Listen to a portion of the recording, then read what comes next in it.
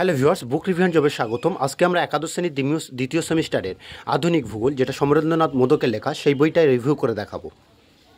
তো বইটার মূল্য কত না 250 টাকা। তো বইটার আমরা প্রথমে রিভিউ করব। প্রথমে আমরা সূচিপত্র দেখব। সূচিপত্রতে কী কী আছে? প্রাকৃতিক ভূগোলের যে টপিকগুলো সিলেবাস আছে সেইগুলো এখানে দেওয়া আছে। তারপরে প্রাকৃতিক ভূগোলের পরে কি আছে না মানবীয় ভূগোলের কী কী আছে না মাধ্যমিক কার্যাবলী অর্থাৎ সেকেন্ডারি অ্যাক্টিভিটিস, এবং তারপরে আছে পরিষেবামূলক, তারপর নব্যপ্রস্তর আর অতি নব্যপ্রস্তর যুগের কাজগুলো আছে, অর্থাৎ বিভিন্ন অ্যাক্টিভিটিস। তারপর আছে ভারতের ভূগোল। তো আমরা এবার কীভাবে সিলেবাসের অনুযায়ী কীভাবে তথ্যগুলো দেওয়া আছে আমরা দেখব। এবার বইটা রিভিউ করব। প্রথম দেখো সমস্থিতির ধারণা, সমস্থিতির অর্থ, এই সমস্ত বিভিন্ন সাব পয়েন্ট করে খুব সুন্দরভাবে প্রত্যেকটা চ্যাপ্টারকে বর্ণনা করা হয়েছে, এবং প্রত্যেকটা চ্যাপ্টারে হিউজ পরিমাণে তথ্য দেওয়া আছে, এবং সেই সাথে সাথে জেনে রাখো বলে পয়েন্ট করেছে। এবং জেনে রাখো পয়েন্টের ক্ষেত্রে কি অনেক ছাত্র অনেক কৌতূহল থাকে, যেগুলো আমরা অনেক সহজে বাড়িতে যারা পড়ি অনেকে অনেক তথ্য আর জানতে ইচ্ছা হয়, সেগুলোর সাথে জেনে রাখো পয়েন্ট করে দেওয়া আছে। এবং প্রত্যেকটা বিষয়ে যেমন কি এখানে দেখো যে হাইলাইট করা আছে লাল কালির মতো, লাল কালিতে হাইলাইট করা আছে কোনো একটা টপিকের যে প্র্যাটের সমস্থিতি তথ্য। ওখানে যে ইম্পর্টেন্টগুলো কী হচ্ছে লাল কালিতে হাইলাইট করা আছে, লাল কালিতে লেখা আছে। এবং প্রত্যেকটা চ্যাপ্টারে কী করা আছে প্রচুর পরিমাণে কি ডায়াগ্রাম দেওয়া হয়েছে। যেমন আমরা এখন দেখছি কি ভূমিরূপ গঠনকারী প্রক্রিয়াগুলো কী কী, ঠিক আছে, কয় ভাগে ভাগ করা হচ্ছে, এবং সেগুলো ডিটেলসে দেওয়া আছে। এবং তারপরে আমাদের সিলেবাসে কোন প্রক্রিয়াগুলো আছে সেইগুলো কিন্তু দেওয়া আছে।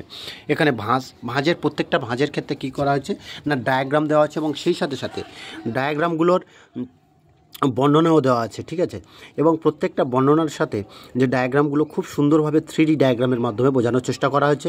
এবং যেমন এখানে বিভিন্ন পার্থক্যের বিষয়গুলো, যেমন সমনত ভাঁজ এবং একনত ভাঁজের যে পার্থক্যটা আমরা দেখছিলাম, ওটা কী হচ্ছে প্রত্যেকটা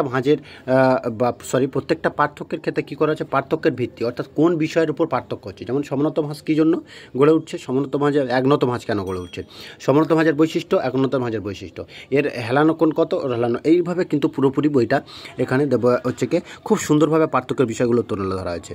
এবং এখন যেটা দেখছি ভূমিরূপ গঠনকারী প্রক্রিয়ার যেমন বিভিন্ন আবহবিকারগুলো, যেমন যান্ত্রিক আবহবিকার, রাসায়নিক আবহবিকার এবং জৈবিক আবহবিকার, প্রত্যেকটা আবহবিকারের কিন্তু যতটা সম্ভব ডায়াগ্রাম দিয়ে বুঝিয়ে দেওয়া হয়েছে।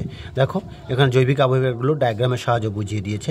এবং এখন আমরা এরপরে দেখব কি জলবায়ু, আবহাওয়া ও জলবায়ুর বিষয়ের ক্ষেত্রে একটা ডায়াগ্রাম কিন্তু খুব গুরুত্বপূর্ণ ভূমিকা নেয়। তো সেখানে আবহাওয়া ও জলবায়ু পয়েন্টগুলোকে এখানে কিন্তু ডায়াগ্রামের সাহায্য বুঝিয়েছে, এবং কীভাবে বৃষ্টিপাত হচ্ছে এবং বিভিন্ন বৃষ্টিপাত, শৈলক্ষেপ বৃষ্টিপাত, পরিচালন বৃষ্টিপাত, প্রত্যেকটা কিন্তু ডায়াগ্রামের সাহায্য দেওয়া আছে, ঠিক আছে। এবার হচ্ছে কি ডোলডাম, নিরক্ষীয় ডোলডামটা কোন এরিয়াতে পড়ছে সেটা কিন্তু একটা কি সুন্দরভাবে ছবির মাধ্যমে সেটা হচ্ছে কি ম্যাপের মাধ্যমে দেখিয়ে দিয়েছে। এবং সেটা যেটা আমরা সহজে বোধগম্য হয় সেটা কিন্তু পুরোপুরি বিস্তৃতি করা হয়েছে ডায়াগ্রামটা। এবং প্রত্যেকটা চ্যাপ্টারের শেষে কী করা হয়েছে অনুশীলনী দেওয়া আছে, যে অনুশীলনীতে অ্যাকর্ডিং টু দ্য সিলেবাস অনুযায়ী যে হচ্ছে কি প্রশ্ন দেওয়া আছে। এবার কী আছে না সিলেবাসে কোন চ্যাপ্টার থেকে শর্ট কোশ্চেন আসবে, কোন চ্যাপ্টার থেকে বড় কোশ্চেন আসবে, সেইটা কিন্তু আগে থাকতে প্যাটার্ন করা আছে। সেই অনুযায়ী কিন্তু এখানে অনুশীলনীগুলো সেট আপ করা আছে, যাতে তোমাদেরকে প্র্যাকটিস করতে খুব সুবিধা হয়। এখন আমরা যেটা বিভিন্ন অ্যাক্টিভিটিস দেখছি, টার্সিয়ারি, সেকেন্ডারি, ঠিক আছে, এই যে অ্যাক্টিভিটিসগুলো দেখছি, বিভিন্ন অ্যাক্টিভিটিসের উদাহরণ, অ্যাক্টিভিটিসের বর্ণনা, এবং সেই সাথে সাথে কিন্তু প্রত্যেকটা অ্যাক্টিভিটিসের ডায়াগ্রাম দিয়ে দিয়েছে, যাতে আমাদের বোঝার ক্ষেত্রে সুবিধা হয়। যেমন এখন আমরা দেখছি মানবীয় ভূগোলের পরিষেবামূলক কার্যাবলী, যে পরিষেবামূলক কার্যাবলীগুলোর ক্ষেত্রে দেখো বিভিন্ন পরিষেবামূলক কার্য, state bank of India, LIC, Amazon, হেনাতেনা, এই সমস্ত বিষয়গুলো কিন্তু পুরোপুরি আমাদের ডায়াগ্রামের সাহায্যে বুঝিয়ে দিয়েছে। এবং কীভাবে পরিষেবামূলক কার্যাবলীটা সংগঠিত হয় সেটা কিন্তু একটা ছকের আকারে কিন্তু আমাদের তুলে ধরা হয়েছে। এরপর আমরা ভারতের ভূগোলে ভারতীয় জলবায়ু দেখছি। দেখো ভারতীয় জলবায়ুর বিভিন্ন যে কোথায় বৃষ্টিপাত বেশি, কোথায় খরা বেশি, সেই সমস্ত ম্যাপের মাধ্যমে কিন্তু তুলে ধরা হয়েছে। এবং ভারতীয় ভূগোলে ভারতের অরণ্য দেখছি, ঠিক আছে, অরণ্যের পরিমাণ কোথায় বেশি কোথায় কম সেটা ডায়াগ্রামের আকারে কিন্তু এখানে ব্যবহার করা হয়েছে, ঠিক আছে। এবার তারপরে কিন্তু বিভিন্ন তথ্য চ্যাপ্টার, প্রত্যেকটা চ্যাপ্টারের শেষে শর্ট কোশ্চেন, বড় কোশ্চেন, যেটা যে চ্যাপ্টারের প্রশ্ন প্যাটার্ন সেই অনুযায়ী কিন্তু করা হয়েছে। এবং বিভিন্ন সালে ঘটে যাওয়া প্রাকৃতিক দুর্যোগ সেগুলো দেওয়া হয়েছে। এবং আরেকটা কথা বলবো যে প্রাকৃতিক দুর্যোগ এবং বিপর্যয়টা, যে দুর্যোগ বা বিপর্যয় বিভিন্ন কারণ এবং সেই সাথে সাথে দুর্যোগ এবং বিপর্যয়ের শ্রেণীবিভাগ এবং উদাহরণ একদম ছকের মাধ্যমে খুব সুন্দরভাবে কিন্তু এখানে বর্ণনা করা আছে। দেখো এখানেই দেখো, জেনে রাখো, ঠিক আছে, বিপর্যয় মোকাবিলার ক্ষেত্রে জেনে রাখো বলে একটা পয়েন্ট করা আছে।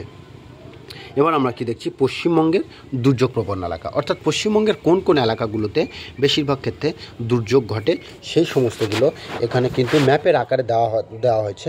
আমরা সেটা যদি দেখি সেটা দেখতে পাবো।